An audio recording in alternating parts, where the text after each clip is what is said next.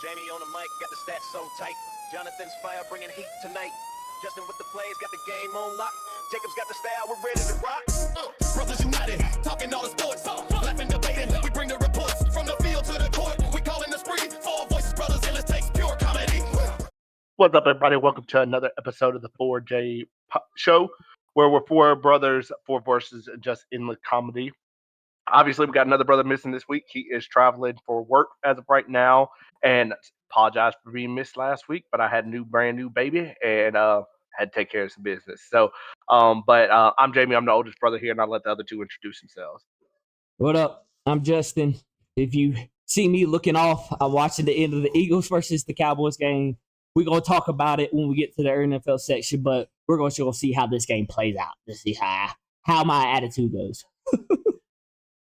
I'm Jacob, and I want to let Steelers fans know, if you already saying the season is over, stop being a fan. I don't want you to part of this fan base no more. Y'all are cancer. Get out. We can go ahead and start. All right. Anyway, well, we start each week off with top news, and there were some pretty big headlines this week. One of the biggest is it seems like LSU and Lane Kiffin have come to an agreement of a $90 million deal. Nothing's been officially announced yet, but it seems like everything keeps leaking that it's leaning towards him going to LSU. And apparently they said he's making an announcement. Like, I don't know if y'all have seen the articles, but he's saying he's making an announcement on his decision after the Egg Bowl on Saturday, that he's already come out and said he's making a statement. So interesting. LSU's not where I thought he'd go, but interesting to kind of see there. Yeah. Very much. Do I think it'll be a good fit? Of course. It's Lane Kiffin. Like, I think Lane Kiffin can fit in anywhere. He is an offensive mind that is like unreal in this college football world that we're in today. Do I think it's weird somewhat? Because he had success at Ole Miss, but you're always worried about the transfer portal. You're never really landing those recruits where LSU's going to land the recruits. So I'm thinking he's looking more for a legacy move. If he makes the move, I think he's making the move. The way the reports are going, it seems like he's going to make the move. But I guess we'll just have to wait and see. I mean, $90 million is $90 million. Which Ole Miss is saying they will match anybody's offer, but we'll just see what decision. I think he's going to go, but we'll see. My opinion on it is, like, didn't he already come out, like, his daughter, or didn't he already come out and say the only position I want is currently occupied, and that's the only position I'm going for? And I think what he's talking about was Bama. Because I don't know if y'all remember, before Kalen DeBoer got hired, he was really pushing to try to get that Alabama job. Yeah. If y'all do no, I not really remember. think he wants Bama. I think he would have went to Bama. I just don't think he wanted to be the guy to follow Saban. I don't think he wanted to be that guy, which brings me to another piece of news, the rumors that Kalen DeBoer is the front runner for Penn State right now. I find that weird, only because, I mean, It's not like he's been not successful at Bama. He's been successful, but it's just like, I get it though. Like, Ryan Grubb is saying like he doesn't really appreciate being in Tuscaloosa. That's why he left that first season. Now it's coming out that Kalen DeBoer's wife is. So it's like, if it's a family issue, I could understand what could happen. However, it's just weird because you have success. Like, you haven't had a losing season. You've always been in conversation. So it's more of just like, I don't know. It's just, it would be a weird move. It would be a weird move. And really and truly, he's been really good at Bama. He has a couple of ugly losses at Bama that have kept him out of a playoff. I mean, the Oklahoma loss was ugly. Florida State keeps looking uglier and uglier. So it's just like, My opinion is, like, because if you remember, there was like a whole bunch of news coming out, like Nick Saban is gonna be that lead runner of LSU. Like, Nick Saban's gonna come out, and it's just like, I feel like it's all hype and nothing's really gonna come out of it. Like the Penn State with Kalen DeBoer, I don't think nothing's really gonna come out of it. Because as of right now, Alabama's going to the playoffs, and if I think, in my opinion, if we make it, did y'all see that? Oh, y'all gonna get mad. You gonna get mad. Anyway, I think. how did you fumble that? I don't know. That just that baffled me. I never seen Saquon fumble like that. But we're getting called for everything, man. We are getting, like, every time we get something successful this second half, we're just getting called for it. And of course, that happens right after that. Like, Yeah. this is just being crazy, dog. Yeah. Oh But no, he punched it out. Yeah, he he punched it got out, it like out. you said, but it's just every little Anyway, penalty we're getting called for right now, and it's been unreal, man.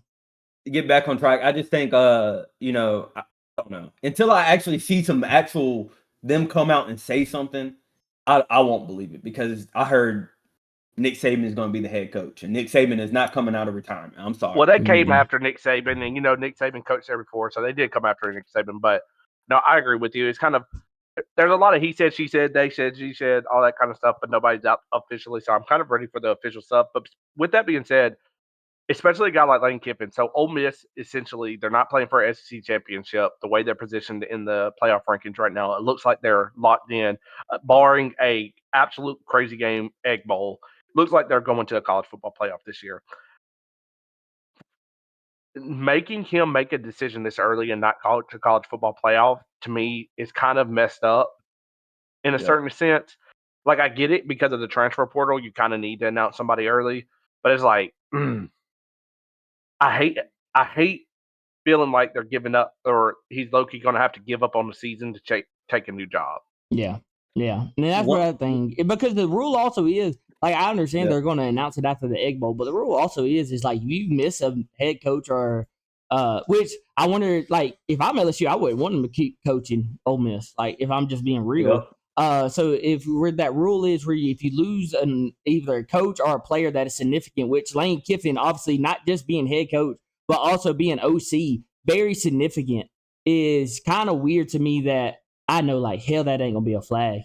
But it's very weird to me that would be like this whole sense of keeping them out. But if I was LSU, I'm definitely doing that. Like, definitely doing that.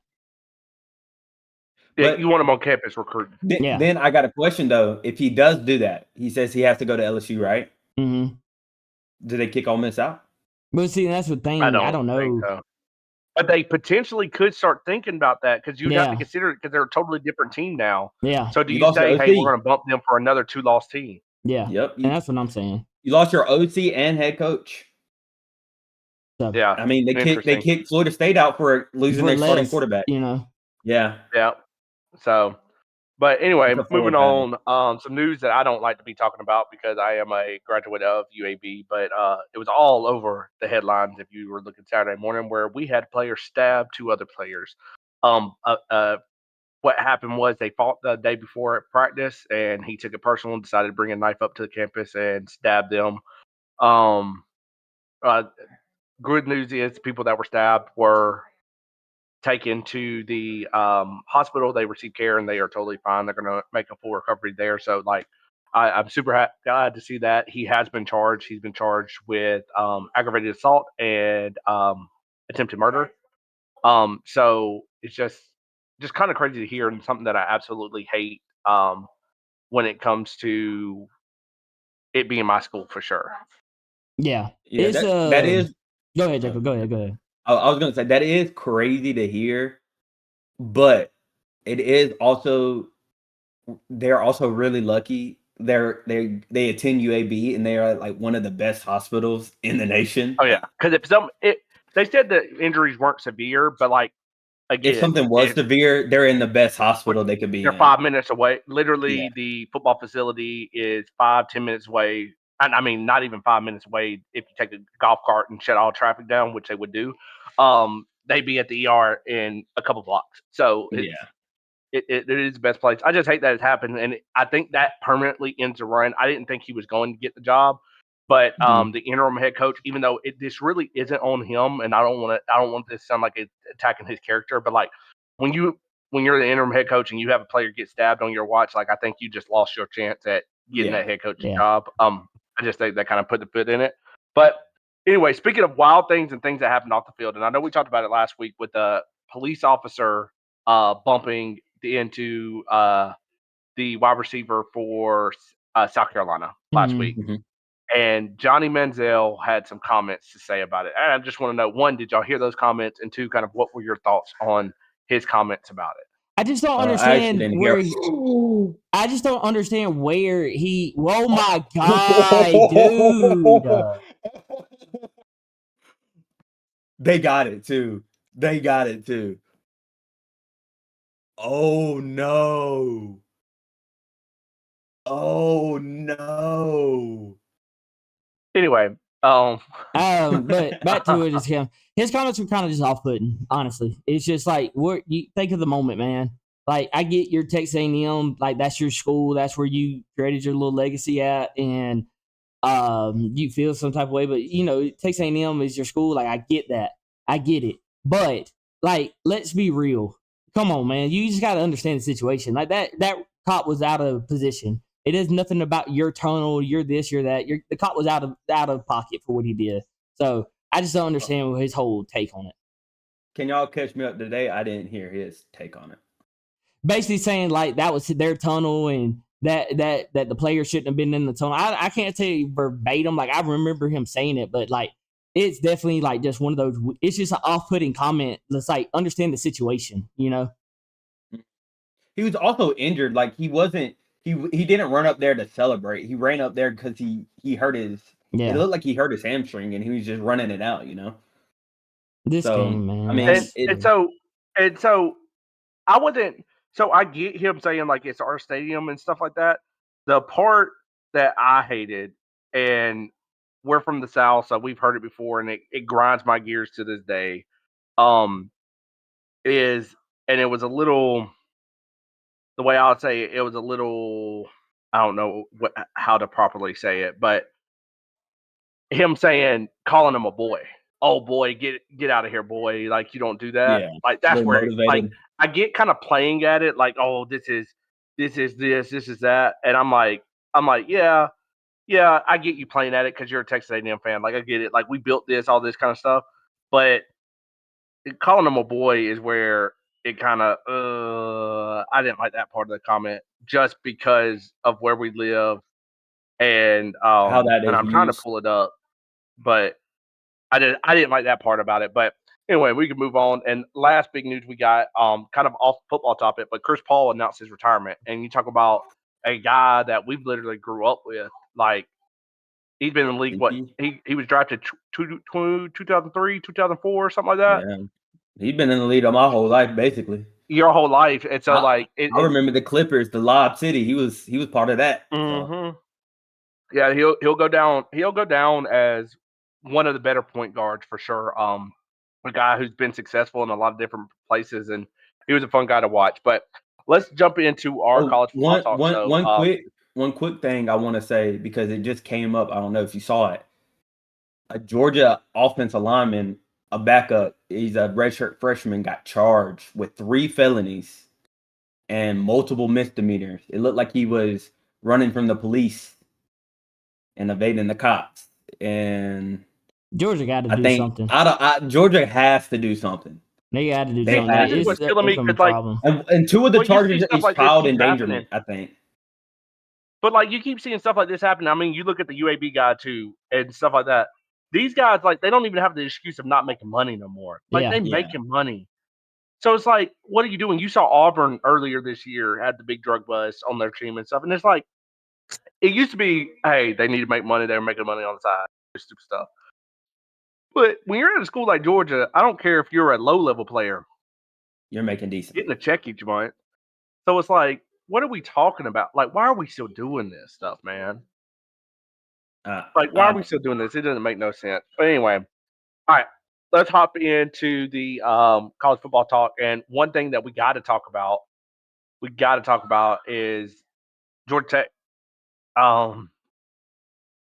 Georgia Tech makes it an interesting case of they've been leaving the ACC out of the college football playoff, saying different things, and Georgia Tech kind of stapled another reason why the ACC is getting left out. And don't get me wrong, Pitt's a good team. Pitt's a solid football team, but that was just a bad game. And Georgia Tech's put a couple bad games together now.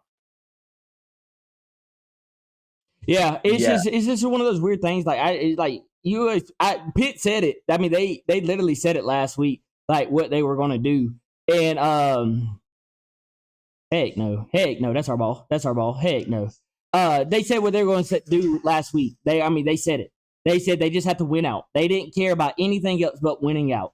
And so It's like they came in, they already started game planning for Georgia Tech, I felt like 2 weeks ago. That's how that first quarter went. Like going up to 21 or 28-0, like it came out like they game planned for Georgia Tech. They were like, you know what, Notre Dame, if we win, we win. We don't, we'll just go out there and play.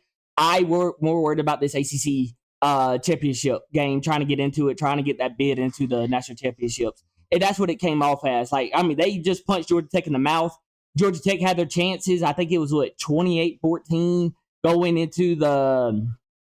No, Georgia Tech cut it to one because Pitt for some reason, or not one, but cut it to one touchdown because Pitt for some reason on their own 40-yard line to try to decide to do a fake punt on the 4th and 9. Yeah. Why? I have absolutely no idea. But Georgia Tech went right down the field and scored. Not that there it is. And then the very next possession, they gave up a 62-yard touchdown run. And that's what I was about to say. It was about to be that interception is what hurt them too.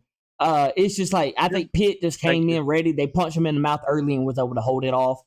They're fighting for. They win next week. They're in the ACC championship game. So I think that's what it came down to. They need a little bit of help. They still need a little bit of help. I think Pitt wins out. They're in. I think if Pitt wins out, they're in. No, they're still Virginia and. Are you sure? Because Virginia that was their whole. Other team. That was the coach's whole thing against Notre Dame. That's why he didn't care about that game. They knew if they won out, they win. But I could be wrong. Hang on, let me pull it up. I thought that's what the Pitt dude was talking about. Was like they didn't care about the Notre Dame game because they cared about the ACC.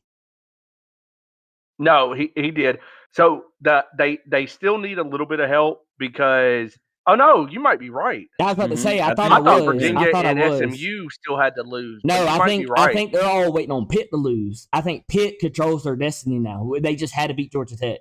They had to beat Georgia Tech. Now they have to win this coming up week, but it's definitely it was definitely one of those they have to beat Georgia Tech to keep going, and that's why they didn't care about the Notre Dame game.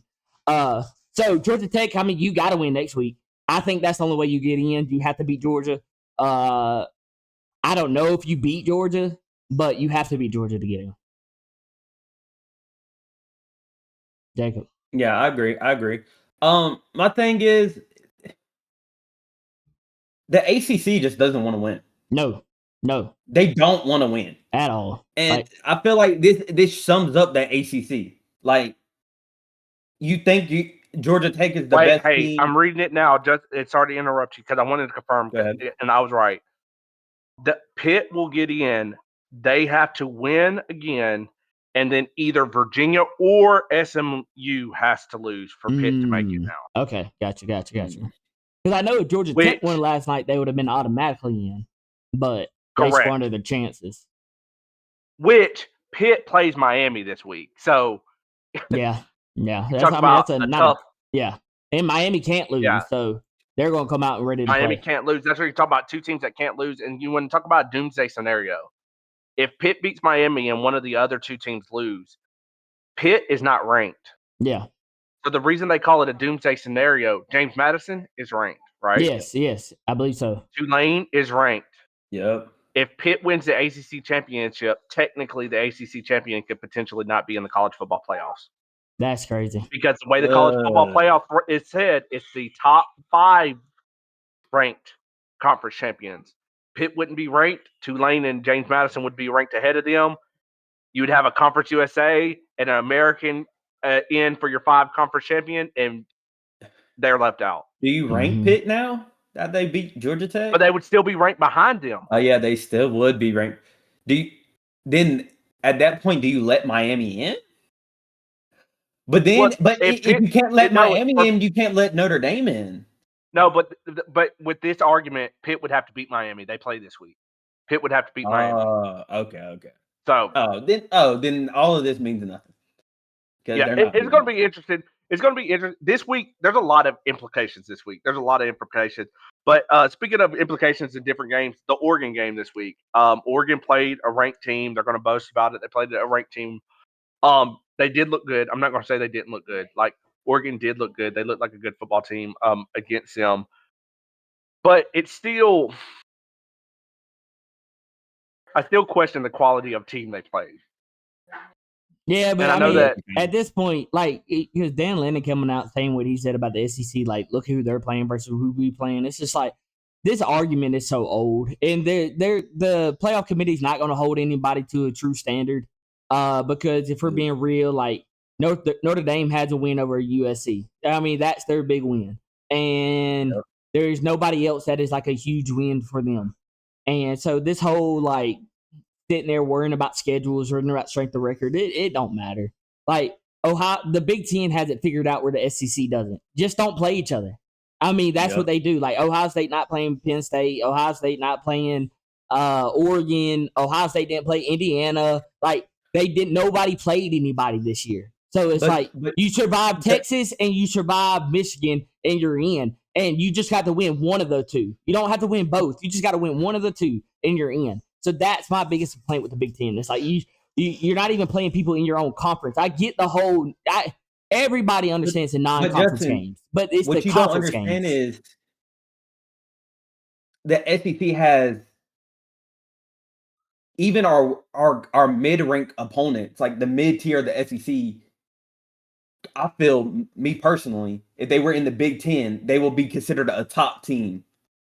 And I say that because they're just going to beat up on all the lower teams. Like, I feel like a South Carolina could beat a Rutgers, a Northwestern, a UCLA. They can easily beat them. Yeah. Easily. So if they can do that, they're considered a top team. So if our middle tier teams can be considered a top team in the Big Ten, I'm not saying they're going to be the best. Don't get it wrong. I still think, South Carolina, they probably wouldn't beat an Ohio State. But they probably sure would give them a run for their money. How about they? I mean, they probably wouldn't beat an Oregon, but they'll give them a run for their money. Oh yeah. Well, you want to know what? What frustrates me, especially with Dan Lanning's comments, is he's talking about look at the SEC, look at their out of conference schedule. Exactly. They played nobody. Just because y'all played them in September doesn't mean y'all played somebody. It's not y'all didn't have no big games out of conference. I mean, who were their big games? I can't even. I don't think they had a single big out of conference game. Grambling State, like, come on now. Yeah, like it's like, who did y'all play out of conference for you to come in and say that? Like, let me pull it up because that's gonna bug me. But it's like just because you play them in here we go. In September, Montana State, Oklahoma State. Who else? Minnesota, Oregon State, Minnesota. Like who did they play? Like nobody. Nobody. And whenever you actually played semi-comp, you struggled or lost. Yeah. You play Penn State, you beat them in overtime. You play Indiana, you lose to them. Like, let's be honest. I do have one question though, because you just said it earlier. Notre Dame. You brought up Notre Dame, saying that the committee doesn't have any rules. You want to know what one thing that absolutely kills me about the Notre Dame like automatically getting in? The committee has said, and we're all noticing it, and it's coming true. Don't get me wrong; it looks like it's coming true. But the committee has said they consider the ACC very, very weak. They don't consider the ACC an elite conference this year.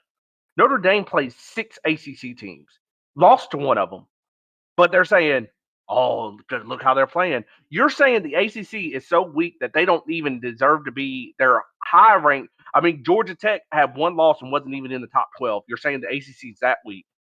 Notre Dame plays 6 ACC teams. Yep. But Notre Dame's just super elite team that we're all just supposed to.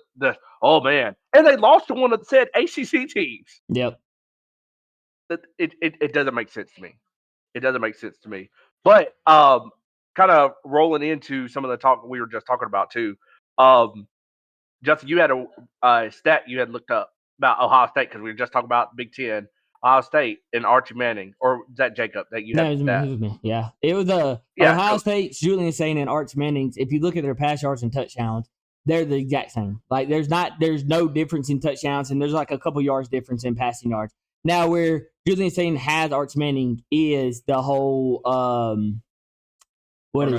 Turnovers. He has them in turnovers, but he doesn't have them in anything else. So the fact that Julian Sain is just so high up there into the whole Heisman race, but yet not in the sense of he is. How is that I'm so confused. He's like, why are they re-kicking? Something about it hit something, so it was a penalty on us because it hit something. Like I don't get it. There's another flag. Like I don't get what just happened. He called fair catch and tried to run, I guess. Anyway. Wait, hold on. They said he called a fair catch. Let me see. Oh, no, he did call the fair catch. That's a little Yeah, he sketchy. called a fair. Jacob, he did this. Come on now. Okay. But well, it's the different, and you want to know what the difference in the turnover battle is? Was that? Julian Sand hasn't had to play from behind yet. No, and when he didn't have his two receivers yesterday, I mean, they were struggling against the Rutgers. It's not like they were just sitting there blowing them out. They were struggling against the Rutgers.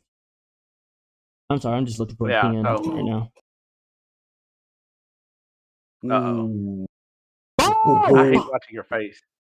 Yeah, Jacob, you got to stop reacting because you're like 2 seconds ahead of me. Okay. But I don't know. I think this is actually going to be their first real test. Ohio State. Because they haven't beat Michigan in how many years? 4 years. 4 years. They're playing in Michigan, and I mean, I'm gonna be honest. I've been counting Michigan out all year because I don't think they're a good team. But it's a Yeah, but rivalry Michigan, game. they only got 2 losses, right? Yeah, they only got 2 losses, but like you said, they really don't play nobody. When they played Oklahoma, they lost. I mean, let's be honest. But I also do feel like they also do have the freshman quarterback, but it's a rivalry game. I feel like they can make some of the shape. First of all, y'all want to know what's crazy? Sneak 'em. And I know he's a freshman, so I'm not trying to bash him or nothing. Michigan is 9-2, and this is kind of like you could kind of argue. You question the Big Ten a little bit with this. Michigan is 9-2. I know he's a freshman quarterback, but if your team is 9-2, how many touchdowns do you think you thrown for? 20. least It double has to be digits. That's a double decent digits, number. 20s. At least 23, 7. 24. At the very least, 17. 20. Michigan's quarterback Bryce Underwood's stats for this year: 2,166 passing yards. Not bad. That's not bad. 9 touchdowns, 5 interceptions. Yeah. Dang. He has 9? more. Hold 9 on. touchdowns. 9 touchdowns, 5 interceptions.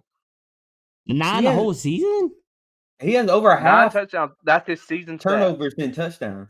That's wow. That- Now That- he's rushed for 5 touchdowns, and where they're winning games is their running back. Justice Haynes and Jordan Marshall, both of their starting running backs, have rushed for almost 900 yards, and both have rushed for 10 touchdowns each. Oh, okay. But Well, still, there you're it talking about, is. but you're still Yeah. talking about a quarterback your quarterback at Michigan, 9 touchdowns.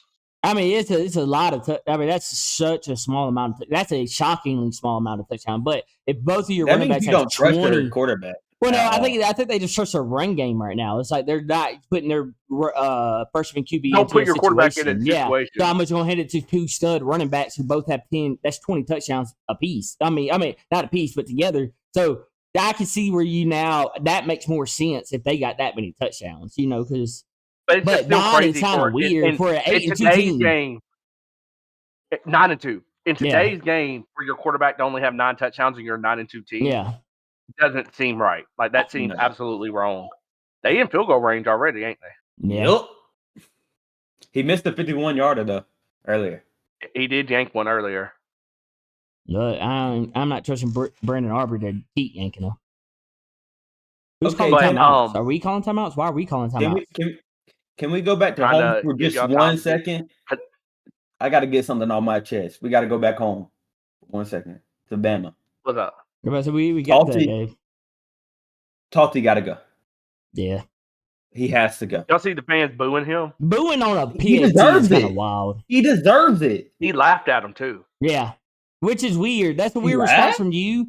But it's more like, I get why he maybe did that. Maybe, you're kind of nervous about how everything's going and stuff like that. So, he's nervous laughing. But it's like, dog, like the way that you reacted after that kick last week against Oklahoma for the half, and then you come out and you miss another 20-yarder. It's like, hey, man, eventually it's on you. It's not on anybody else. It's on you. So I know they had conversation on the sideline about benching them, and they ended up letting them come back in, and we ended up not kicking any field goals. So it wasn't really big a deal or something that was really looked upon,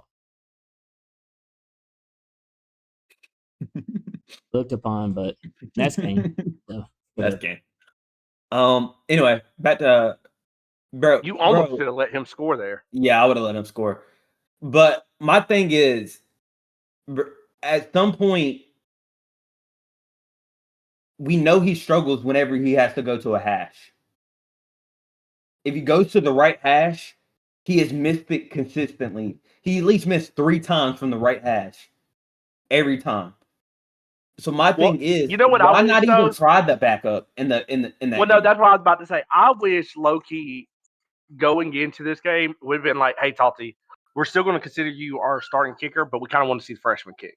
We want to see the freshman kick. Like, nothing against you. We ain't saying you lost your job, but we need to see the freshman kick. Because we got something's got to change because he's missed big field goals and big moments. In every big game we've had this year, he's missed a big field goal. So it's Yep. like you got to do something at some point. But any other games y'all want to get into or anything like that, or we want to head into our picks? Let me think. I would say there weren't that many big games this weekend for the college, so it was just No, next week, yeah, next week's got a lot of implications. Alabama's Arch got to beat Manning, Auburn. yeah. he was slinging that thing. I got to give it to him. He was slinging that Arch thing. His Manning receivers were not he's catching the settling ball. in. Yeah, his No, receivers were not touchdowns, catching six the ball, but touchdowns he was is good. slinging the thing.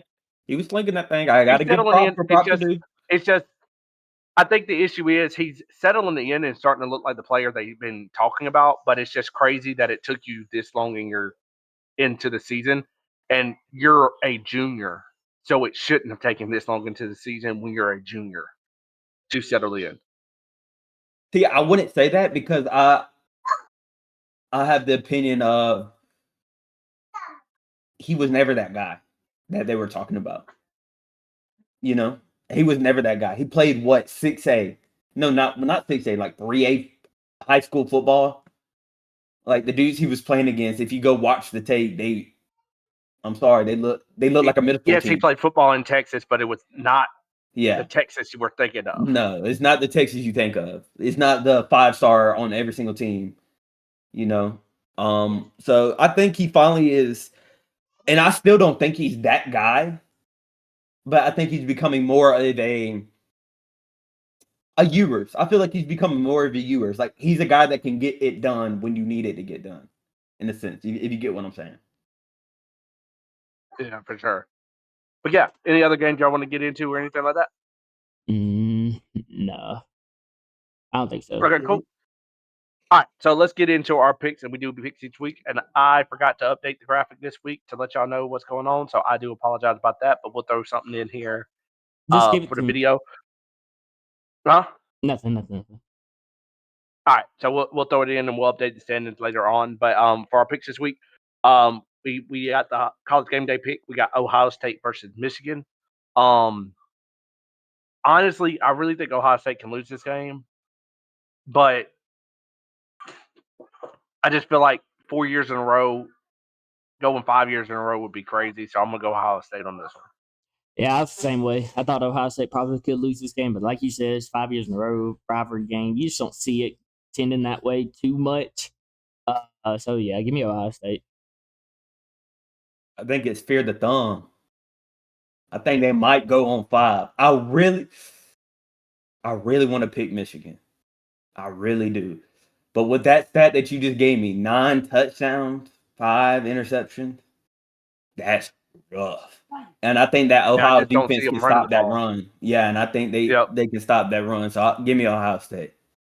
But do fear the thumb. All right. Do fear the thumb. All right, cool.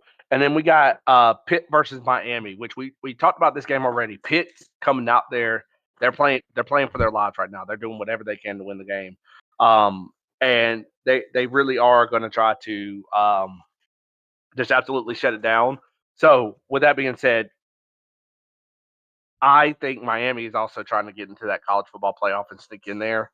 I know Pitt's going to hang everything out there that they possibly can. I just think Miami's them DNs are serious and they're gonna get the job done. Yeah. Yeah. Give me Miami. I think Pitt. I mean, I get what they did. Sell out for Georgia Tech right there after the Notre Dame game. You sell out for Georgia Tech. You do what you got to do. And so yeah, give me Miami. I think Miami's just fighting for too much. What you laughing for? Pitt lost too. What you laughing for? Pitt got the I'm Bears laughing too. because you just What turned you off your laughing for? TV. You turned off your TV What you real laughing quick. for? That's all I'm laughing about. Pitt lost too. Alkazin. Hey, we lost because we didn't have our starting quarterback. We lost to those flags in the second half were insane. We'll talk about it. We'll talk about it. We'll talk about it, but whatever. But yeah, give me Miami. I feel like after that first loss, Miami was still like riding like we just gonna win out. It's not that big of a deal. But now with 2 losses, I think it actually hits them like if we actually lose another game, we're out, we're done for. So they're actually gonna lock in this week, and I think they're gonna win. And I don't think Carson Beck's gonna have a too crazy of a game. I think he's gonna throw for all right. So give me Miami. All right, and then we got Texas A&M. This is an interesting game. Kind of like we were just talking about. Arch feels like he's settling in. Texas has nothing to play for right now except for to upset, and I see them going out swinging. And I honestly see them beat. Even though Texas A&M has been so consistent, I see Texas just coming out swinging, throwing the fence at them, and that defense is something serious. I kind of see Texas with the upset here, so I'm gonna go Texas. Yeah, I can see how it might come down to that, especially because, like you said, well, in the sense of like, yeah, I feel like Texas A&M is already looking ahead. I don't think they're looking at the rest of the season. I don't even think they're looking at this championship game as much. I think they're that team that they're kind of locked their position in. So Yep. with Texas playing the way they are and their defense is playing as well as they are, I could see Texas pulling the upset right here.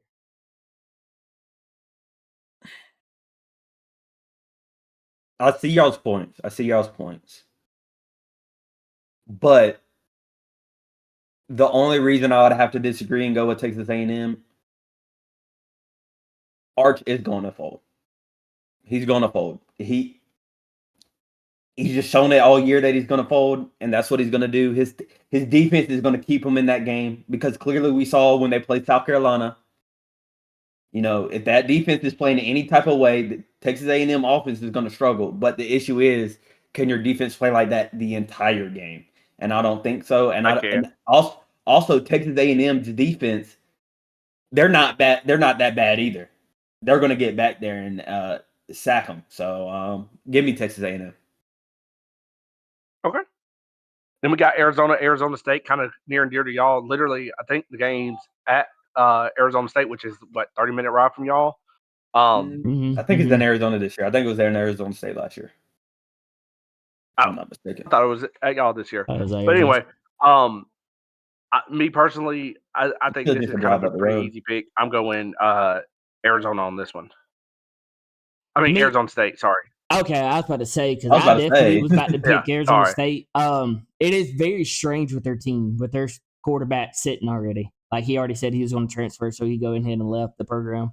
But they came in, they played well last night against Colorado. So wait, Arizona State's quarterback said that? Yeah, yes. He since they weren't making anything, he went ahead and sat and he's transferring. So yeah, very strange. Same thing Auburn's quarterback just did. Yeah. Ashton Daniels did the same thing. Yeah. So, okay, maybe we should have got into that. Deuce Knight. Oh, yeah, true. We'll talk about that after we finish the picks. But if I had to go with anybody, I'll go Arizona. Yeah, give me Arizona State. But what I would have to say to that is, if I'm an NFL talent, you're telling me you're going to sit out a game just because we're not going to make the playoff? If you're going to come to my program and win, and you come to my NFL that's worth billions of dollars and win, I don't care. I'm just being honest with you, Jacob. I wouldn't care. Okay, you quit on the team, sure, but if your talent is good enough, which I don't know if his talent is that good, that's what I'm saying. That's what I'm saying. But again, next year, Jacob, he goes out there and balls. No scout is going to look back at Arizona State, his second season in Arizona State, go, well, you did quit on your team. They're going to be like, okay, come here. Yeah, true. But it 100% is going to come up if he goes to the draft. Yeah, they're going to come up and be like, why'd you quit on your team? So, possibility. But give me ASU. Okay. ASU. And it is at Arizona State. Yeah, right so. But it is. Right. But then we got Oregon, Washington. I'm gonna go Oregon. Washington just hasn't played good football. So. Yeah, same thing. Give me Oregon. Yeah, give me Oregon. Washington kind of fell off the map without DeBoer. Yeah. Then we got Southern and Grambling State. I know some people that went to Grambling, so I'm gonna ride with Grambling. Give me Southern. Wait, Southern who? Southern versus Grambling State. Give me Gremlin. I love Southern Band. I think that kind of leaned to my decision. What's the band? Give me Gremlin. What in their band? Aren't they the Sonic Boom? I thought so.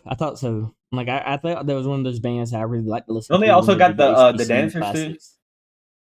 They got the dancers too, don't they? I think all HBCUs got them. I don't know if they had like those. I think I know their band more than I know about their dancers. So that's why I would say so. I mean, I know we're talking football, but Oh no, we're gonna get beat up. We might need to cut that. That ain't Sonic Boom is Jackson State. okay, I got you.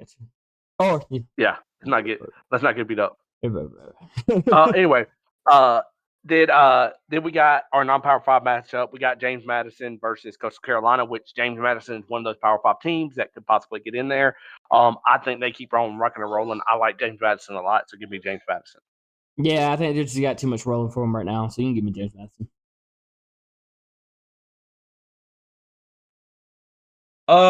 Give me JMU. I think they're actually going to make the playoffs this year. Yeah, I do too. I think Awesome. that's the team. And then we had to do another pick. Got a lot of playoff implications. Kind of interesting to see. We got Alabama versus Auburn in the Iron Bowl. Best rivalry in the nation, if you ask me. But give me Alabama. I think they're going to figure the offense out. I think the offense kind of got shot in the face. And I think they needed to reset. And I think we're going to figure the offense out, and we're going to do it. It hurts that Cuevas is out for the season, but I think Alabama's going to figure it out. See, I got a different approach. I think Alabama's defense is just they're showing up and showing out. I don't know. I'm real confused about this offense, and I am looking forward to what I'm seeing. I haven't seen a regression like this in a season the way it has. Because even with us playing who we played yesterday, like I get the run game went, but we're throwing interceptions. We're not calling good play calls. Ryan Grubb is now on the sideline. I don't know if that's a different change that they're trying to do, but when you start seeing changes like that, that starts to concern me a little bit. It's like there's no connection. But and Deuce Knight, I know we brought this up in that last conversation about ASU and them, but Deuce Knight now joining Auburn. I don't know if y'all saw him. He can run. He is fast.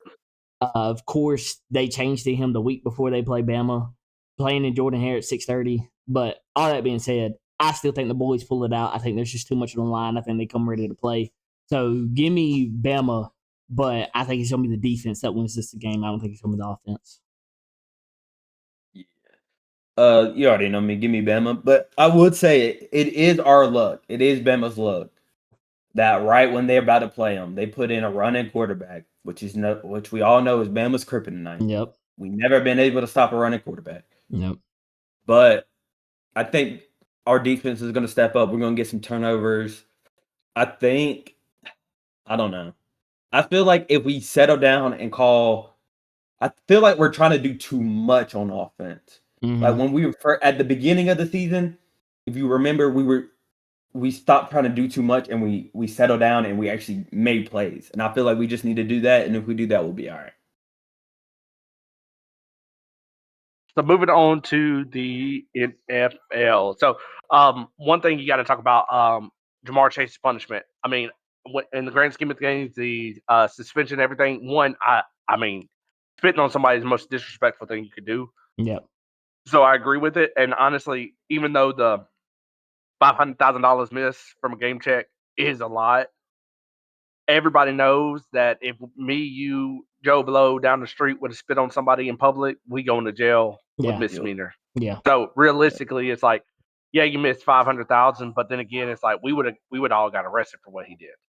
Yeah, I think it was definitely what was needed. I did think with it happening so 2 times with 2 big star players, I was wondering if they're going to do a little bit extra. I guess in the sense, I could say you don't want them to do multiple games, but say the president was just that 1 game missed. But yeah, it was definitely warranted. You can't spit on somebody. It's just disrespectful. My issue with it is he tried to appeal it. Yeah, that was weird. Like we all They called you 4K. Yeah, like We the 9 at 2 we was all weird. saw you spit, and then you say it was because you were talking. Yeah, But first you lied and said you didn't spit at all, and now it's because you were talking and it came out. That was too much spit to come out of your mouth for you to just be talking. I'm right. sorry. That was just disgusting. If I'm being honest, I think the punishment should be a little bit more, at least 2 to 3 games. 2 to 3 games, and maybe you got to go to anger management. I don't know, because that's just nasty. Well, that's like what, the third or fourth guy to spit on somebody in the NFL this year? Yeah. Yeah, Because didn't the Eagles start it with the spit? No, Dak started it. Dak started it because He Dak didn't spit spit on at. him though. He spit in his direction. Oh yeah, true. And then Jalen Carter spit on Dak. That I don't know. It's Yeah. just So it's nasty. like They need to stop this, spitting. these are grown men too, and kids look up to these guys, and y'all spitting on people. Like, come on now. Yeah. Like, I get tempers get hot sometimes, but spitting on somebody is just so like, that's just gross. But anyway, speaking of weird things and money being missed, 49ers are trying to avoid Ayuk's guaranteed money right now. Which, when I first heard this news, I was like, man, that's a slippery slope. Like, that's crazy. But like, hearing reports that he's missing meetings and stuff like that, and just not showing up to the facility and all that kind of stuff, missing treatments. I mean, it doesn't sound as crazy then, because I know the NFL is different. Don't get me wrong. I know the league is different. But if any of us just decide not to show up to work and miss a right. meeting, there ain't no void in contract. It's fine to Exactly. get up out of here. So it's like, it's kind of hard to feel bad for that if that is true. Now, if he's showing up and stuff and you're trying to avoid it because he's said he's not ready to play, I don't like that. But if he's actually missing meetings, actually doing things like that, Yeah, it's just I'm with you. It's such a tricky slope talking about voiding someone's guarantee contract. Like, can't guarantee money and then just renege on the deal. Like, I don't understand. Like, even if you're missing, I'm sorry. The whole point of the guarantee money is I get that money regardless of what happens. It don't matter if I get injured, if anything like, I think retirement might play a little factor into it, but nothing else is changing what guarantees is. So I think it's a slippery slope. Like I said, if he's doing what he's doing, shame on him. Shouldn't be doing that type of stuff. Especially getting the money that you're making and you just got this contract. But in the same sense, I don't see how the 49ers could just totally just renege the contract. Is it the guaranteed or is it the options? If you get what I'm saying. no, it was his It's guaranteed guarantees. money. It was guaranteed. How are they gonna do that? Yeah, though? that's where I'm saying it's Well, slippery. Is there there's clauses in all clauses? these contracts and stuff like that, and so they're saying he broke a clause because he hasn't showed up to team meetings and stuff like that. Because just because you're injured doesn't mean you can't show up to team meetings. Mm, And so they're saying he's I guess they could call it like detriment to the team or something like that, where it's Mhm. like you could be a benefit in these meetings, helping the younger guys, helping just the offense in general with your input, and you're not even showing up to team meetings. yeah, So I think that's where it is, because like, you can show up to the facility even if you're hurt, like, unless you It's got a back injury or something. Like, but it's also crazy to me.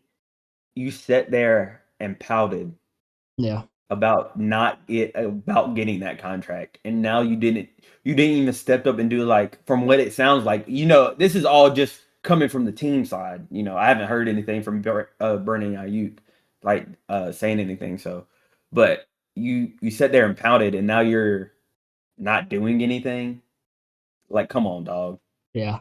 It didn't You look at least good. gotta He hold just up had on a your end of the video go money. viral of him like going out and trying to buy this very expensive jewelry. Like, that don't look good with everything that's coming out to put out that type of video, but I guess yeah, we'll see. yep. And then speaking of like team drama and stuff like that, got to talk about Pickens and Lamb sitting out last week. Now I know they just beat them Smeagol's, but got to talk about Pickens and Lamb sitting out the first drive last week. That's absolutely wild that they set out the first drive, and especially the reports coming out, which again, we ain't got no inside information. We can just hear what we hear. But hearing that they might have been gambling the night before the game, like they And got caught drunk. out gambling the night before the game, gambling. Yeah. I guess in Vegas, same thing in Vegas, stays in Vegas. It was very strange, especially both of them. I mean, I think it more confirms what happened than it did tonight because you did sit them for the first drive, but you only sit them for the first drive.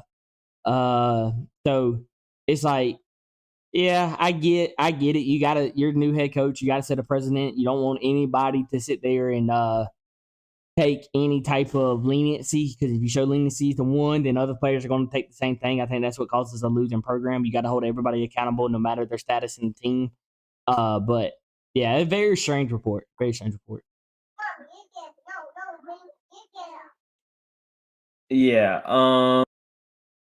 If I'm being honest, did it really matter? They went out there and balled out. Like, does it really matter? Like, they set one drive. Oh well, it is what it is. I mean, I wouldn't want nobody out before the team, gambling that late at night. But yeah, I mean, it really didn't affect them in any way. So I think it's water under the bridge at this point.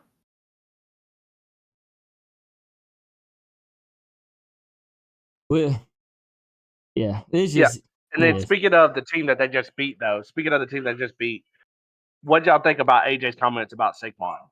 Nothing. I think it was overplayed. I think everything that's been overplayed. If you can't put actual name to it, I don't believe in reports anymore. I think it's low hanging fruit. Saquon. I mean, AJ basically was just saying Saquon. Hey, look, Saquon's numbers are down too. Are you going to say Saquon lost a step? No, you're not going to say that. It's low hanging fruit with the Eagles team right now, and it's about to be low hanging fruit all week after what just happened. I mean, we could go ahead and jump into that too. It's low hanging fruit what's about to happen with the way they're about to be disrespectful to Jalen, because that was another big report that came out this week that they're saying that nobody likes Jalen. He's a Carson for 2.0. They're about to run the mill with him again after this week because you lost to the Cowboys. But I don't believe in any of it. If you don't put a name to it, it's hard for me to believe reports anymore. And that's with any report, because if you're going to say it, say it. Say it with your chest. Don't hide behind a reporter. Don't hide behind an anonymous source. Say it with your chest. Come out and say it. So it is what it is with all those. But that comment was just so blown out of proportion to me. I agree. I mean, he's just saying, like, if my numbers are down, and his numbers are down, are you going to say he's a worse player? Like, I feel like he's just saying the same exact thing that was being said about him. That's all I feel like. And we could go ahead and jump into this Eagles-Cowboys game. I don't get it, man. Like, you're up 21-0.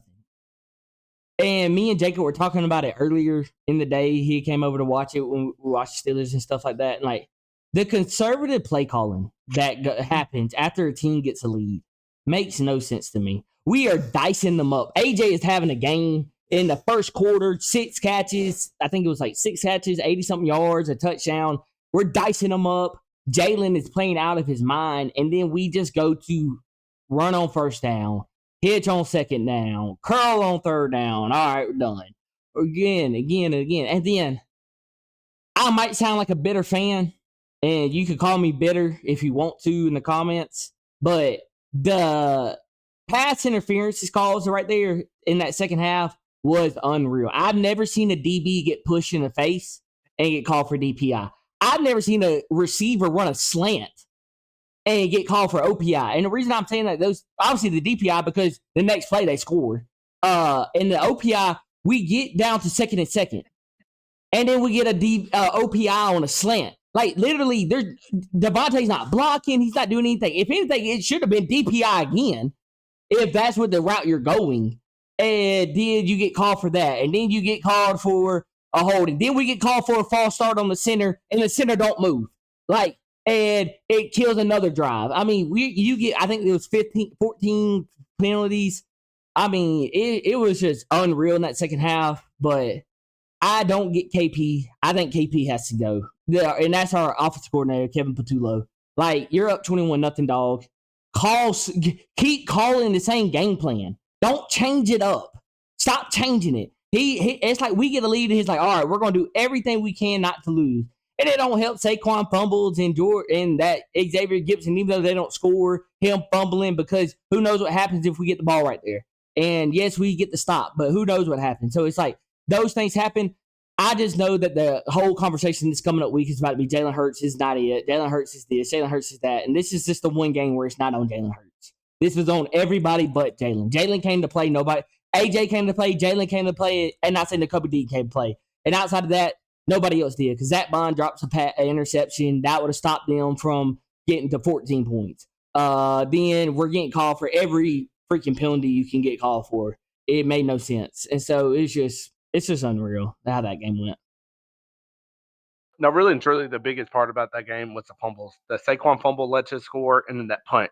Yeah, it's just The drop punt, punt fumble led to a score. And the Eagles fans are about to freak out. The Eagles fans are about to freak out, and they're about to call everything under the bus. I mean, we're still with the Rams winning tonight. I think we lose our first place bid for the NFC.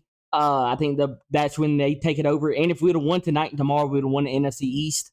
But we still have literally everything in front of us. I don't know what Eagles fans are gonna freak out over. You lost a divisional game on their field. Happens. Can't help it. Now how you lost? Yeah, be pissed. Be pissed. You shouldn't have lost that game. But it is what it is. What I have to say about it is be lightly. Y'all ain't gonna do that. Be lightly because we about to get on your team too now. Tread lightly. Okay. I don't care. I say what I say. y'all gonna be like that again, and when the Eagles come to y'all's home, y'all gonna be at y'all schools punching their cutouts of their faces at school and doing all that. It's clearly that didn't help. It's F Dallas every time I see that star on the field. It's F Dallas. So it is what it is. They got us at their home. It was the perfect game for them in that second half. It just everything just went for them. I mean, it's just what happened. It happens. You're not gonna win every game. Definitely not gonna win every divisional game. Hey, you beat the Commanders, you're in. You win the division your first time doing it since I think it's been a long time since we've had the same divisional winners. But yeah, it is what it is at this point. I don't see the Cowboys winning the next two, so I don't even think they're going to the playoffs. So I don't. Cowboys, congratulations, you beat us. Clap it up for y'all, but you got to play the Chiefs and the Lions next. I don't see that happening. So, well, Lions suck too. So, Chiefs suck too. Shit, y'all might. Who knows?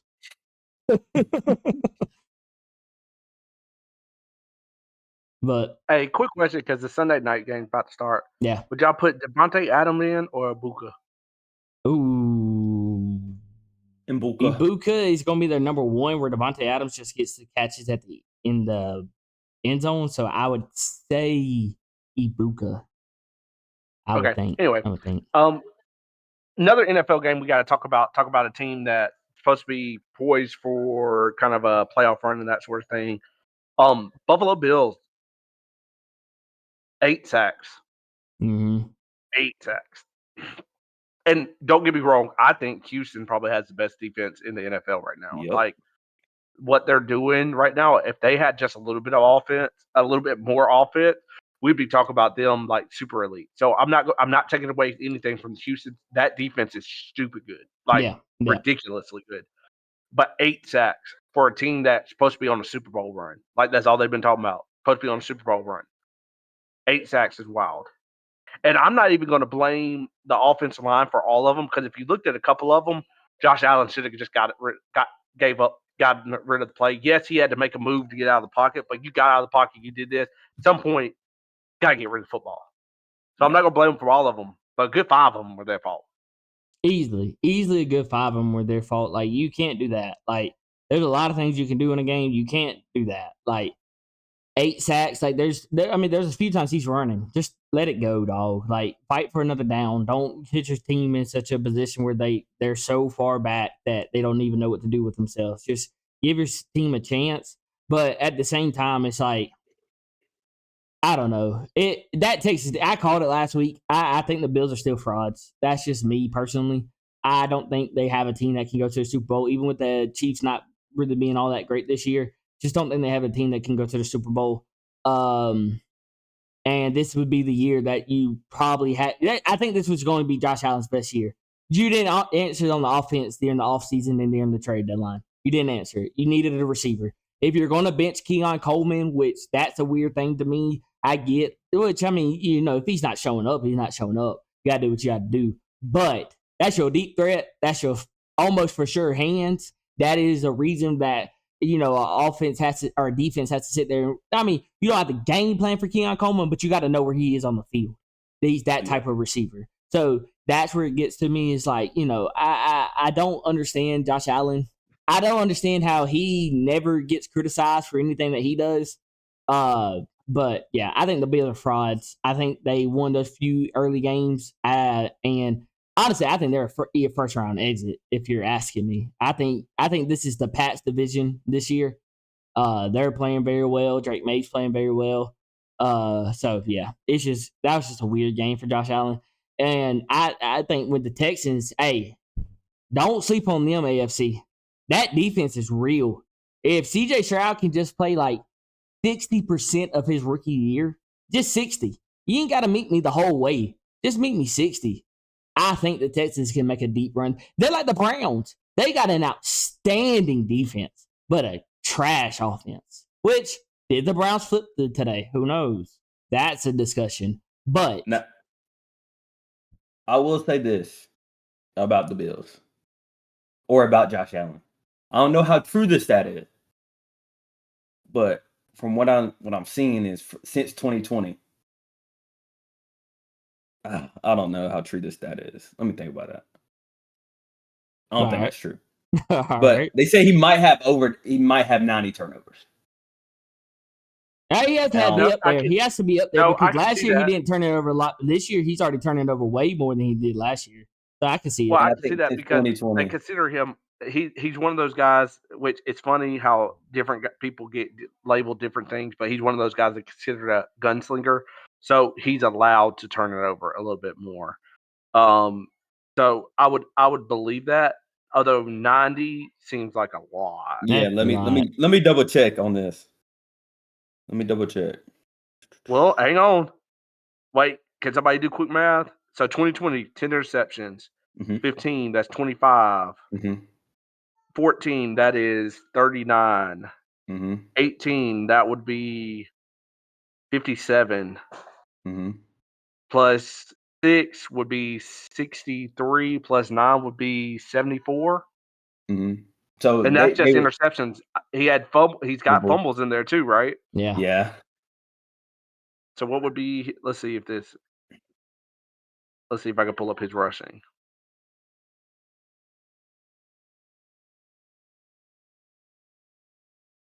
Rushing. Oh, and then when you go fumbles from 2020, he had 4 fumbles, 5 fumbles, 8 fumbles, 5 fumbles, 1 fumble, 5 fumbles. 90 is the right number. So, yeah, that is. But speaking of turnovers, and the team you just said, Shedeur had his first start today. Shedeur got his first NFL win today, and I'm not going to be one of those people that said Shedeur came out there and lit them up and looked like the next coming Tom Brady and all this kind of stuff. Like, no, Shedeur did not do anything crazy today. But did he look like a competent quarterback? Was he checked down Gabriel out there? No. He was throwing the football. He was getting the ball out on time. He had a couple of really good throws. 53-yard bomb. Like, did he win the game? Go out there and just pick them apart? No. But did he do enough with the elite defense they have to win? Yes. Like, he looked like a good quarterback. I mean, I know I was looking at his stats right before we hopped on. But he, like I said, again, he didn't do anything crazy. But final stats for him, he was 11 for 20, 209 yards, 1 touchdown, 1 interception. Interception was a little bit ugly, but he's a rookie. But, 209 yards passing, and they only rushed for like 60-something yards, so you can't say they just ran the ball the whole time. Looked like a decent quarterback, and looks like a guy that probably should have been starting a couple weeks ago. And see, that's my thing. I think this is where my problem is with the whole thing. Is like, you got performance like that. Think about it. That's his first week with that first team. And yes, you're playing the Raiders. And but the way that everybody talked about the Cowboys after the Raiders game, like, hey, you play the Raiders. Like, he played an NFL style team. And he played well. Like, the interception, that's a rookie mistake. Hey, dog, don't fit into a tight window like that. But that bomb, hey, That's on the money. Like that is what The you receiver want stays in a up. quarterback. You want that type of efficiency. I think he reads it way better. It makes me almost go. And like I said, I don't want to just dunk on Dylan Gabriel. But if you start Shedeur over Dylan with the defense that you have, because you have a squad on defense, I think the Browns are running the AFC. Because you just got to put up what? 17, 20 points, Jacob? 17, 20 points. And that's all this defense is giving up. Think about that now. That's all this defense is giving up. They're giving up, they're losing 14, 10-point games, stuff like that. If you just had a competent offense, not no burner offense, a competent offense. Okay, you know what, maybe, you know what, I say that, and the reason I say the AFC, you're maybe running the AFC, is because the AFC is a little bit down this year. It's a little bit down this year. Okay, maybe I jumped the gun with the running it, but you're one of those top teams up there. You're up there. You're not where you're at right now. You're definitely above 500 team to me personally. I think we need to see him one more week. One more week. My opinion on it, if they come out and let's say Gabriel comes out of concussion protocol, because that's what he's in currently, right? Yeah. Yep. If they come out of concussion protocol and Kevin Stefanski announces him as the starter for next week's game, that's wild. Oh, they're gonna lose it. That's wild. In the locker room, he's going to lose the locker room. The locker room is going to go insane. Because I don't know if you were watching the game, but whenever Shedeur threw that bomb, they showed the sidelines. They were hyped. Yep. They were going crazy. You see Myles Garrett, he went, whoa, like that. Oh, they chest bumping, they fist bumping, they doing everything. You could tell the sideline was riding with Shedeur. Like you could tell that in the preseason. You could, but you felt it on the sideline. Like when he got in, when everybody felt it, like you felt the energy of the team, and you never felt that with Gabriel. Even though they were trying to back Gabriel, you just never really felt that. It felt like the team has been wanting Shedeur in. Mm-hmm. Yes. Oh, I think they wanted Flacco over both of them, but now it's like they want Shedeur. But then the biggest question, though, is still the quarterback that still nobody's really talking about. They still got Watson. They got to do something with him. So it's like I'm not playing Watson again. I'm just at this point, just eat it. Just eat it because he ain't played. You're paying him all this money, and just eat it. Go with Shedeur. Eat the money at this point. It was a bad decision to give him that much money. Everybody knows that at this point. He's not healthy. He can't play. They should have got out of it when they had the chance. They could have got out of that contract. Yeah, just eat the money. In my opinion. Also, I just want to bring this up. When Shedeur got him down there to the 10-yard line and to the 5-yard line, and they took him out, I feel like that was a little bit. I understand they didn't want him to throw touchdowns. They didn't want him to throw them touchdowns. Yeah, they did not want him to throw them touchdowns. You cannot tell me you're put because they didn't do that with Gabriel at all. They never called that play call with Gabriel. So I feel like they literally said they got down there and they're like, nope, pull him out, get him out. Because I thought that was crazy. This is my thing. Can y'all tell me a Browns win that they blew out a team this year? And it ain't like they just play great teams all year because I don't want everybody to come and say, well, they played the Raiders. They don't care. The Browns have played some sorry teams this year. They haven't looked like that. They had not looked like that. That's all I'm saying. They struggled against the Jets. Thank you. They did not look like that. And everybody wanted to dunk on Shedeur last week coming in, not having, and I get it. You know, most second strings don't get reps. Most 5th-round picks don't get reps with the first team. So, but in 1 week, you turn over where you're blowing out teams like that. Come on, man. What are we doing? You wasted Myles Garrett Hall of Fame season because you were playing that. He didn't want to play Shedeur because he knew if he did, and this is just me. I'm not saying this is the truth. It's just me. You play Shedeur after the way that they talked about Shedeur, and then he went out and did that. It makes you look bad, and I think that's why they've been. Did they make him look bad? Kept saying does it make them low key look bad saying Shedeur'S not ready, Shedeur'S right there? That His part. first shot and he goes and Yes. gets a win. Yes. And again, I don't care. And look competent. Yes, he And looked all the guys good. last week, and then too, to go into it, you were trying to let the media smash him last week because he didn't look great coming in. But the way that the offensive line even was kind of protecting Shedeur, saying, "Hey, to be real with y'all, I ain't never heard his cadence." Like they were like, those were one of the first few times we've heard his cadence, so it didn't feel right. Give us a week. They gave him a week. He won a football game. And Also, he didn't just barely scrape by. They blew him out. I won't say blow him out. That's a bit extreme. This is the first time. What Browns win did you see like that? Because it was 24-3 at one point, Jamie. What Browns team this week, this season, have you seen like that? And what? Yeah, but one thing I will say though is, did y'all know that was the first time out of 17 starting quarterbacks at the Browns to actually win their first starting game? Yep. But you want me to keep believing that the Browns just know what a quarterback is? Oh, okay. I think John said since 65. That's insane. But, Browns rookie to win since 65. But for the weekend to go the way it did for me as a football fan, I'm so happy for Shedeur.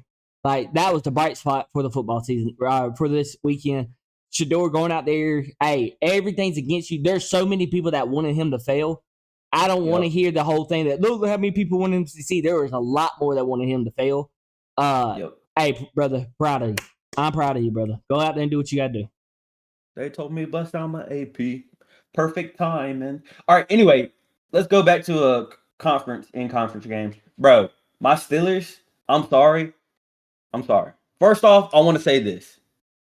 I am a true fan of the Steelers. Mm-hmm. I have seen multiple people come out and say, oh, the season over. We're not making the playoffs. Oh, it's done. We're over. We're trash. Da, da, da, da. If you feel that way, honestly, please stop being a fan. Just stop being a fan. I understand we gave up. I understand we gave up the divisional lead. That sucked. I hate it too. I hate that we lost today. But if you're going to come out here and say you don't believe in the team, don't be a fan then. You're not a fan if you don't believe in the team. Now to get to the game. Everybody has to play better. Everybody just point other than Gainwell. Gainwell looked amazing today. Gainwell looked, oh my gosh. Gainwell looked crazy today. Defense. Come on, man. We gotta come up on those picks. I understand y'all played really well today. Really, most of the touchdowns came over on turnovers on us. But come on, we got to step up. We got to help our offense out without our starting quarterback. Offense. I mean, come on, brother. Come on. Mason Rudolph, come on, brother. Them deep balls. If you don't underthrow them and give our receiver a chance, we could come out this game looking totally different. Totally different. Another thing, the refs. Oh my goodness. Horrible. They threw, I at least counted 3 flags that they picked up and just said, yeah, it's not even a flag. Like, why even throw it at that point then? If you throw a flag, don't wave it off. Yeah, the amount of wave off calls is crazy. Yeah, the amount of wave off calls is insane. The amount of that offensive pass interference, crazy. On who was it? I think it was on Wilson. I don't think that was offensive pass defensive pass interference. We got that first down. I'm sorry, we got that first down. How can you say it's not forward progress when you hear the whistle not blown until after he's over the first down? That's outrageous to me. The calls today, horrendous. Then, I need to calm down because I was about to call those refs some names, but God, those refs need to be terrible, hot garbage. But I don't know, man. I thought last week seeing Mason Rudolph, I was like, okay, our offense can be okay, but he is not the answer. I can let y'all know that now. He is not that. He's missing wide open people. There was one time on 3rd and 3, DK Metcalf is running on the out route. He looks at him, looks off of him. I'm like, come on, bro. We don't need that many yards. And he just throws it and it gets tipped up or something. It's just, I don't know. If we also kick that field goal on that 4th and 1, we tie the game up. If we what was it? Those offsides that we got, some on Herbig when Joey Porter Jr. got that pick, I don't think that should have been considered an offsides, in my opinion. I don't think he jumped for real. Also, Joey Porter Jr., why are you running around with the ball in your hand like you're who was that dude on the Chiefs that used to run like that? Kareem Hunt with the ball in one hand? Bro, you're not him, buddy. Tuck the ball in because you fumbled it. Please play smarter, bro. But God, we just need to get better on all phases in football. Like we are there. We are there. Like you see it. We are there. We are the team. We can perform. We just got to put it together, and we haven't this year. Hopefully, later on in the season against the Ravens, we win the division. We head to the playoffs, and I don't know. I feel next week. I feel like we have a good chance against the Bills, but I don't know. All right, enough of my rant. No, I think it was weird to try to even kick the field goal on that 4th and 5. Yep. Just give your offense a chance. I mean, you're not moving the ball that very well, so it's like just give them a chance. Like I said, it was just a weird It was game. going to be a pick anyway. All I'll say is the officiating this season has been insane. It has been insane because I just saw something else. I don't want to go back to the Eagles game, but I just saw one of those last plays, Jalen Carter's face mask getting ripped off. I mean, literally ripped off, and we're not getting calls. Jacobs game, Jamie, there's like 3 or 4 times we see flags flying. Flags are flying. And then either we don't even get an explanation about it, or and there's no flag on the play. It's like, well, what'd you throw it for? Like, it makes no sense. So it's like the officiating all year. Our D line was getting held like crazy. Like on that fumble that TJ Watt got in the touchdown, he was getting held, and they didn't call that. And I'm like, what is going on? It's just I feel like what Jamie said in the XFL. We need an officiator in the booth that can come down and throw a flag. Definitely, if they for sure. But let's get on to the one winning part, brother. Yeah, one winning. Atlanta. What? We ain't got to talk about it. We won a game. We won a game. We beat the team we should have beat. Ain't never much to get into. How you like Kurt? That's all you're gonna say. You finally get a win. That's all you're gonna say. Because he knows their season's over. Yeah, true that. But look at Kurt. Look at Kurt. Y'all paid him all that money. He came out and gave y'all a win. He gave us a win. We should have won that game. Yeah. Should have won a lot of more games. I'm happy we got a win. But, nothing crazy. It's not like we blew them out or nothing. Just got a little dub. Hey, can we talk about that Giants Lions game? Oh my goodness. Talk about a game. Yeah, I thought Jameis had that one. That sucked that they got sold at the end, but dang, I thought Jameis had. Does that really show that Dayball was the problem?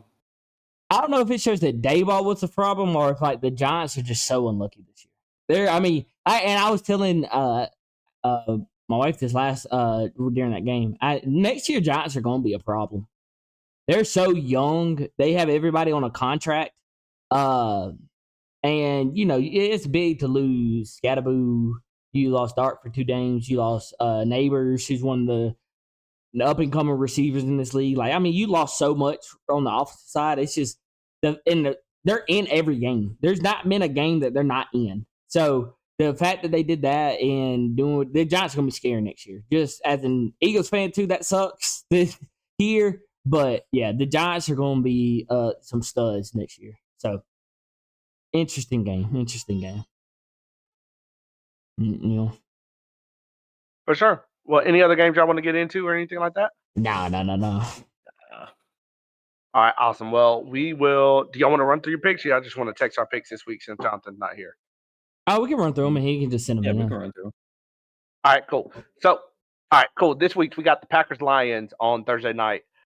Should be a good game. The Lions keep playing. They've had a lot of weird stuff going on, but I'm going to rock with the Lions because I think their offense is a little bit better. So give me the Lions.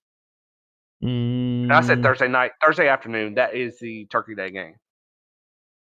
I will say, yeah, I guess so. I don't believe in it, but give me the Lions. It's Lions Packers. Mm-hmm. Give me the Lions. I don't Awesome. Then trust we it, though. got Chiefs. We got Chiefs Cowboys. Cowboys keep figuring out ways to win. Give me Cowboys. Give me the Chiefs. Sorry, sapsuckers. Piss me off. Give me. I don't know. The Chiefs barely won today, but give me the Cowboys. I The think the Chiefs had Cowboys. a lot. I mean, the Cowboys had a lot to go their way today. But True. Then we got the Bengals Ravens. Give me the Ravens. Ravens. Shit, Joey's coming back though, ain't he? If God loves the Steelers, He'll let the Bengals win. But give me the Ravens. Then we got the Bears Eagles. I wanted to say the Bears, but give me the Eagles. Yeah, give me the Eagles. Bears shouldn't have won today. They shouldn't have won the past few games. Yeah, they shouldn't have beat us today. But give me Playing at the Eagles now, Jacob. the Eagles. I think. Then we got the Saints Coulda lied. Dolphins. Give me the Dolphins. Yeah, give me Dolphins. Dolphins. And we got Texans Colts. Interesting game. Ooh, Interesting game. Oh, that's a game. That's a game. I didn't even know that. But Oh. I'm gonna rock with the Colts though. No, give me the Texans. I think they're playing for the playoff spot right now. Give me the Texans. I'm with you on that. Give me the Texans. I think the Texans are playing for a spot. That defense is real. And I don't know. You kind of put the give me the Texans. I think the Texas defense, you kind of put the game plan out on them today. Stop that run. You stop that run, make Daniel Jones beat you. I think if people are starting to realize that. I don't know what took them so long. The Eagles put that out there last year. Stop the run, make the quarterback beat you. Give me the Colts. Okay. Okay. Then we got Falcons Jets. Falcons. I'll never pick against them. Falcons. Jacob, ain't no way you believe in the Jets. I know it's going to be really funny. I want to pick the Jets because I know they're going to win, but I'm going to go Falcons just to cover my bases. 49ers Browns. Give me the Browns. Give me the Browns. What? Hey, see, I hate this because I don't know who's going to be the quarterback. I was about to say, I hate that now. I already know it. that They're now. going to announce Dylan Gabriel as the starter. So give me the 49ers. I just don't think the 49ers are going to be able to hold that defense down. The way they game plan today, they did not want Shedeur to succeed. They do not want him in. So give me the 49ers. I give Jacob that, but I just think that Browns defense is still too real. It's too real. Give me the 49ers. All right. Rams Panthers. Give me the Panthers, actually. Give me the Panthers. Give me the Rams. Jaguars Titans. Jaguars.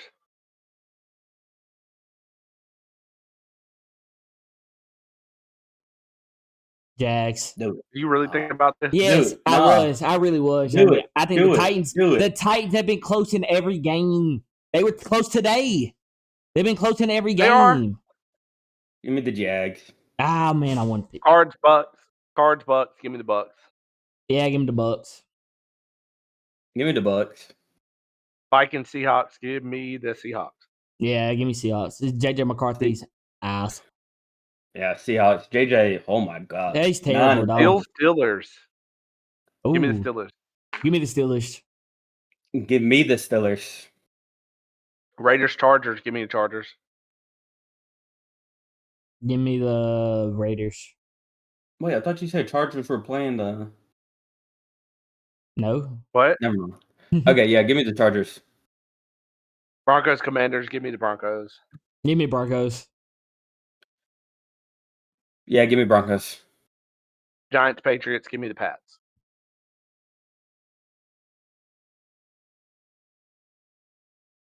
Give me the Giants. Give me Pats. All right, well, that is a wrap for everything. Anybody got anything they want to get off their chest or anything like that before we get on out of here? Talty, you got to go. Or either you got to be in practice every day.